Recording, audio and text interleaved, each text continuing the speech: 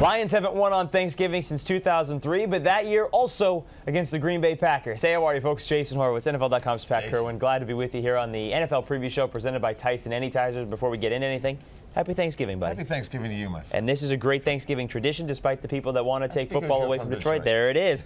But let's get into this, Pat, because all the momentum that the Lions had from last week of the Matthew Stafford plays and the comeback and all that, it's going to be gone because he's not going to play and Calvin Johnson's not going to play. So what's left for the Lions? Not much, to tell you the truth. No, Kevin Smith didn't have a bad game running the ball, so they have some running opportunities. I talked to the head coach this week. He's excited about the progress the whole team made, and he was very excited about how his tight end played. Now they got to do it with Culpepper. Culpepper 0-7.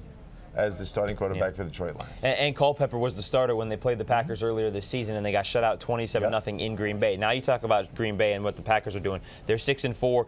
They got some injury problems themselves. Aaron Campman this week placed on IR. Al Harris this week placed on IR. How big is that for the rest of the season? Let's break it down. Let's start with Campman. The guy only has 3.5 sacks, but he's got 40 sacks over his last 56 games, and he's a pretty big force on that one side. He'll turn the running game back in, and he's a great contained rusher, which sets up the outside linebacker on the other side for the sacks. So that's what they're missing. There'll be run opportunities over there because he's really a defensive end standing up. Now, in regards to Al Harris gives him the chance to be a man-to-man cover secondary when they want to be, and without him, they just have Charles, but Charles doesn't have Calvin, so it's okay this week. It'll be a problem when they play teams with two good receivers. And at least they don't have to face the Vikings again during the regular season because it was a problem whether they had either guy or both guys. All right, Pat, they might face them in the playoffs. No, that's a possibility. All right, you talk about the Packers and going up against the Lions. They had 27 points the first game, but they have failed to convert on a lot of red zone opportunities. They didn't put up a lot of points, but they got up big early, and then it didn't have to.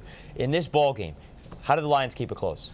Well, they need turnovers themselves, but when you look at their secondary, and I think this is where the head coach is very frustrated. Outside of Louis Delmas, they don't make a lot of plays back there, and I think Rodgers last week showed us a few things. One, he was only sacked twice. Now, that sounds like a lot for some quarterbacks, but in the case of this quarterback, it's not a bad situation, and he started throwing the checkdowns, and Ryan Grant was running the football. So to answer your question, I think Green Bay is going to go in and have their way with him.